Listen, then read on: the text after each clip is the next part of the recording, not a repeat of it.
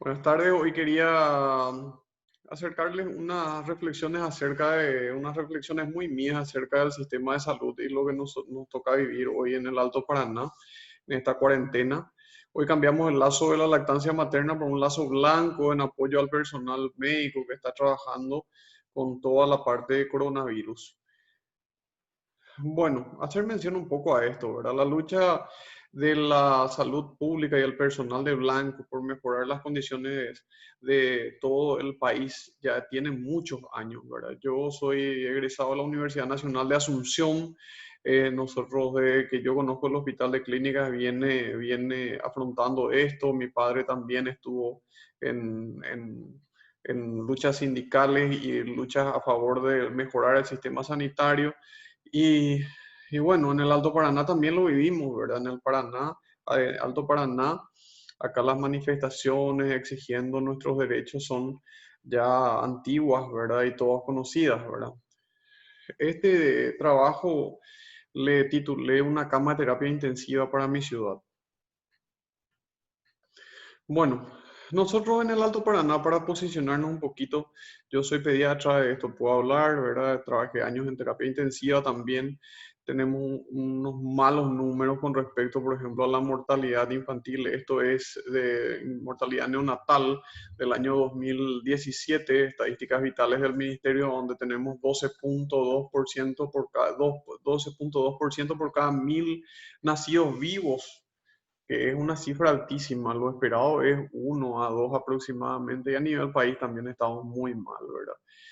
Bueno, esto lo reflejamos en un trabajo con la gente de la terapia. Hicimos, ya que no teníamos sistema de referencia local, entonces nosotros reseccionábamos las llamadas telefónicas de los colegas de todos los hospitales y nos reseccionaban las llamadas telefónicas, se reseccionaban, se registraban y veíamos nosotros los pedidos de cama y todo esto. Encontramos algo que era muy serio, ¿verdad? Nosotros solamente podíamos atender 40% del requerimiento de terapia intensiva para niños, ¿verdad? Y 60% no le podíamos dar respuesta. En este trabajo, entonces nosotros encontramos que gracias al esfuerzo de los colegas médicos, había una mejoría en sala, prácticamente se transformaban las salitas en terapia intensiva, pero sin ventilador, y nuestros pacientes salían muchísimos de alta. Unos cuantitos podían ser derivados a Asunción, que era nuestro centro de referencia clásico, ¿verdad? Y 25% se morían en espera de una terapia intensiva, un número que es terrible. Eran 35 niños en 6 meses que habían fallecido por falta de terapia intensiva, por no poder asistirle, ¿verdad? Esto hacía que de repente uno se veía muy frustrado porque teníamos pacientes en el distrital de Hernandarias, en Santa Rita, en el regional, y teníamos que reseccionar uno, ¿verdad? Y una frustración terrible porque teníamos que nosotros tomar la decisión de a cuál, ¿verdad? Y armamos una lista para poder dar estas necesidades. ¿Y a qué se debe esto? Esto se debe, estas son estadísticas vitales del ministerio, esto se le puede bajar de internet, ¿verdad? De que Alto Paraná solamente tiene 290 camas, y quiero hacer mención a este número que después vamos a rescatar de vuelta, ¿verdad? En el área central son un poco más. ¿Cómo están distribuidas? Acá están en Ciudad del Este, justo acá no se ve, ¿verdad? Pero son 124 camas las que hay hoy en día, ¿verdad? En el hospital distrital, en el hospital regional de Ciudad del Este. Y los otros están distribuidos en los demás distritos, ¿verdad? En Hernandarias, Mingaguazú, Presidente Franco, y hacen este total de números que más o menos es de 300. Entonces, ¿cómo hacemos frente a una pandemia?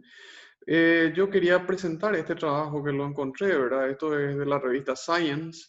Está publicado, es nuevito, es calentito, es de agosto, ¿verdad? Acá está la titulación, es de agosto.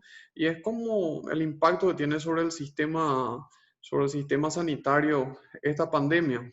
Vamos a ver que esta pandemia prácticamente se convirtió igual en países ricos y pobres. Tuvo un número de más o menos 0,8 a 1% de la población contagiada, ¿verdad? 0,8 a 1% de la población contagiada.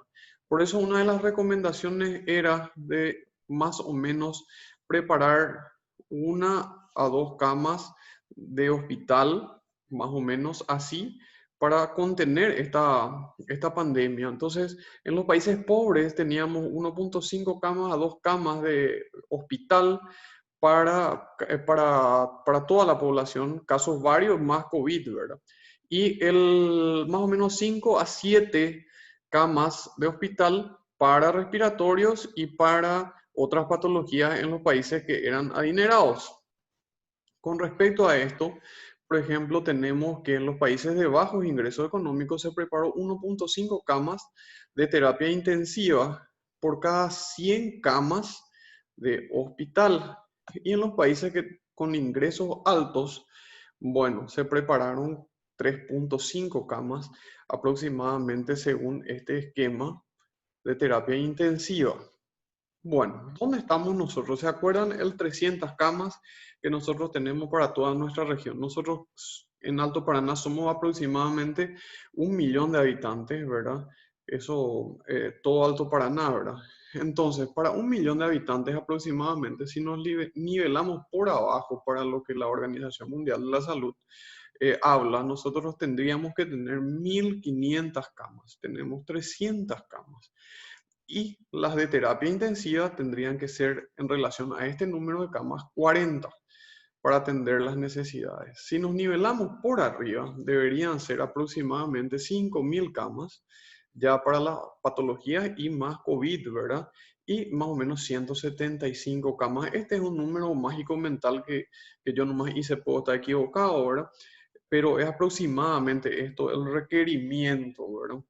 Entonces, ¿cómo estamos hoy en el Alto Paraná? Tenemos un servicio que eleva su capacidad a 34 camas de UTI, 4 de UTI pediátrica y 70 para internación respiratoria, más los 300 que ya teníamos.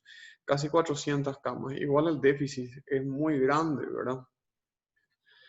Bueno, ¿por qué esto no tiene una fácil solución?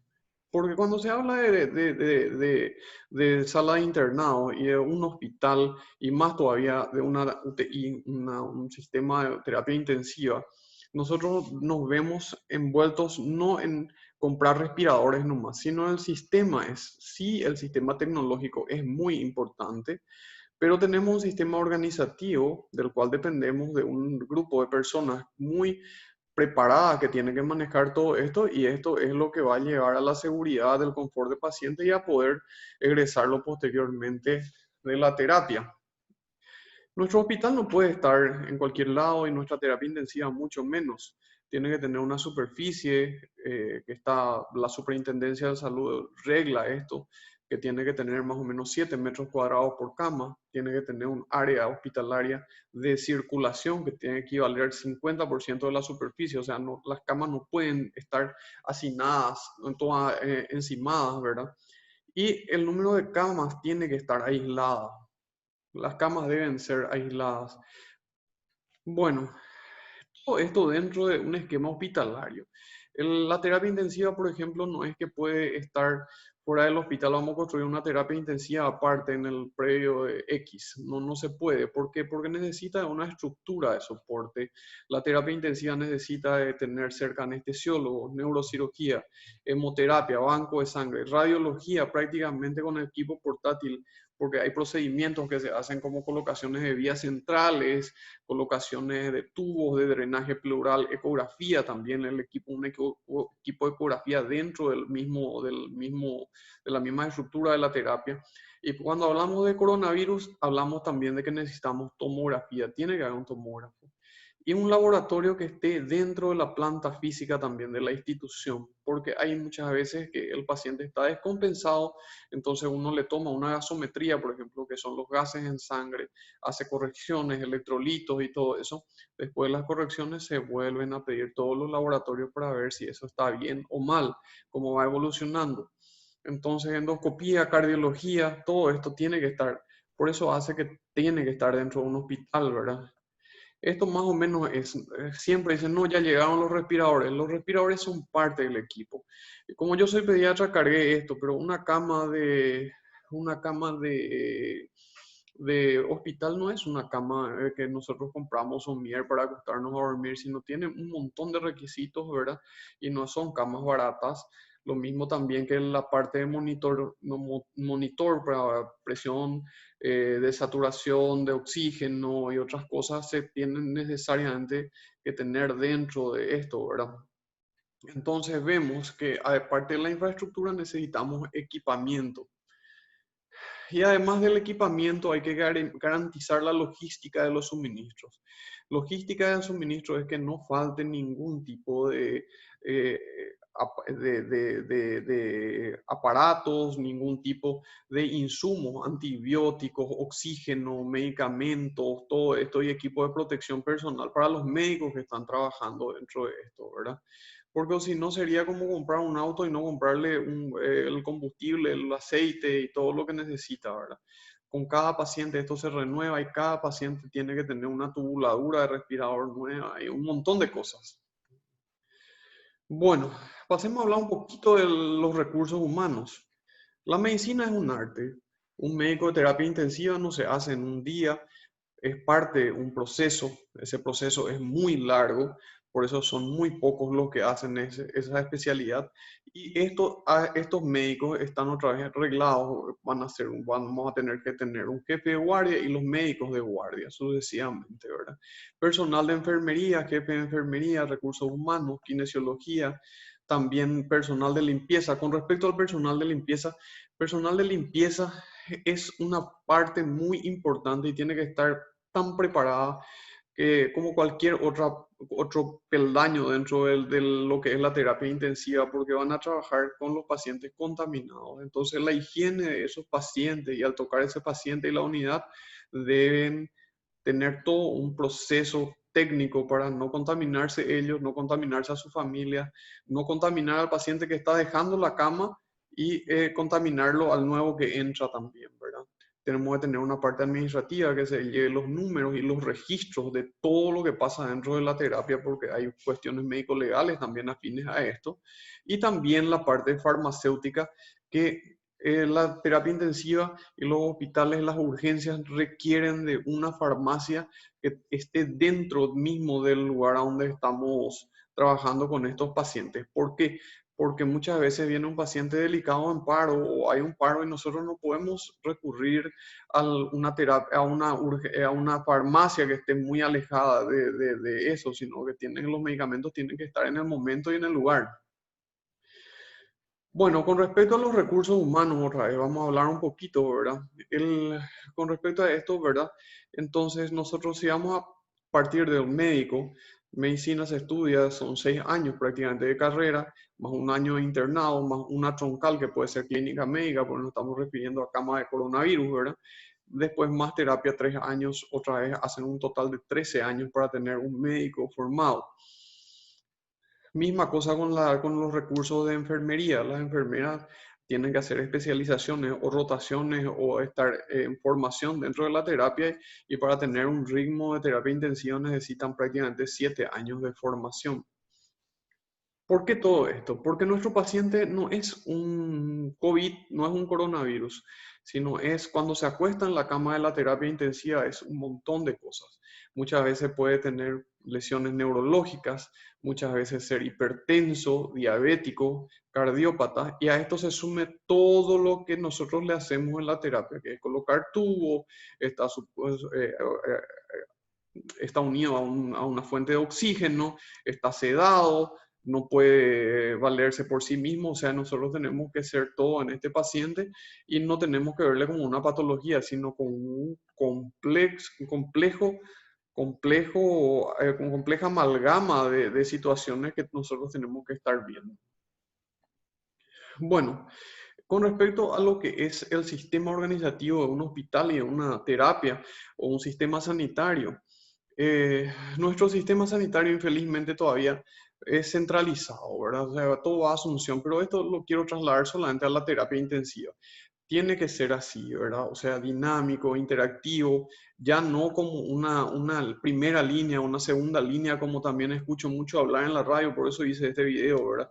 Sino que no hay una primera línea, todos tienen que ser primera línea, donde la interacción entre un médico, otro y la enfermera tiene que ser muy dinámico, con un flujo de ideas bien así enmarañado, como si fuera una telaraña. Entonces, eso hace que nuestra conversación y todo lo que hablamos del paciente pueda ir adelante. No es que nosotros somos jefe de terapia y nosotros somos los que decidimos todo.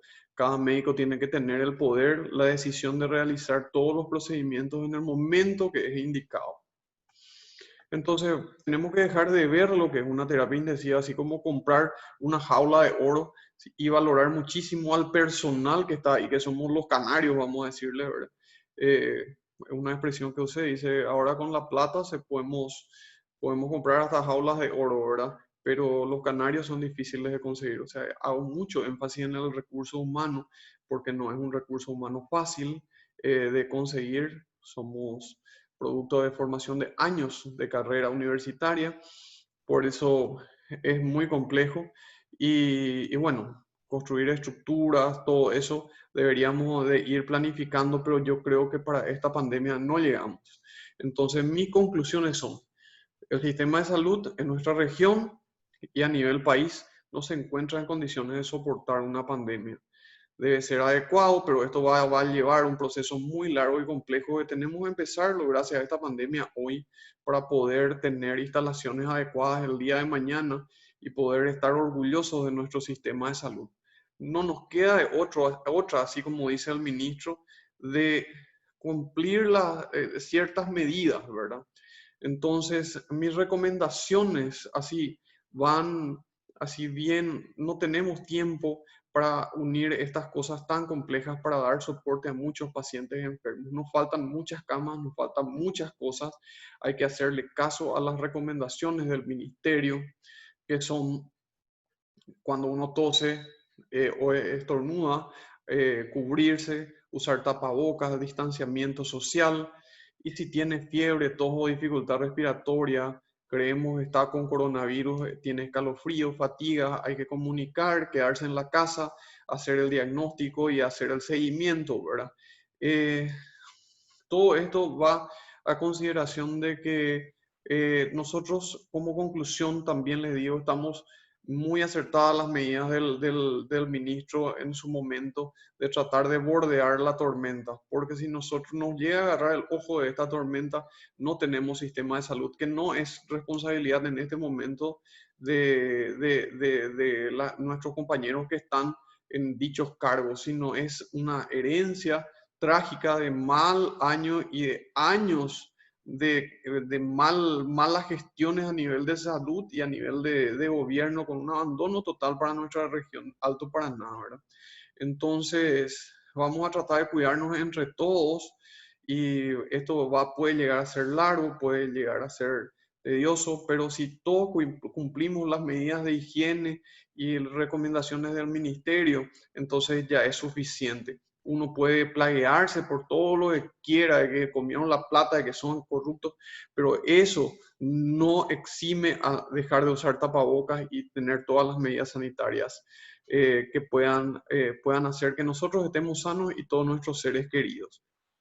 Bueno, aguante Ciudad del Este, aguante todos los compañeros de blanco y bueno, en su momento vamos a salir a pasear con los abuelos, con los nietos, con el perro y con la casa también, si es que salimos de esta. Así que hago el llamado a todos los colegas y a todos los que ven este video de ponerse la mascarilla, del lavado de manos frecuente, del distanciamiento social y de cuidar hasta el último detalle para poder salir de esta juntos. Muchas gracias.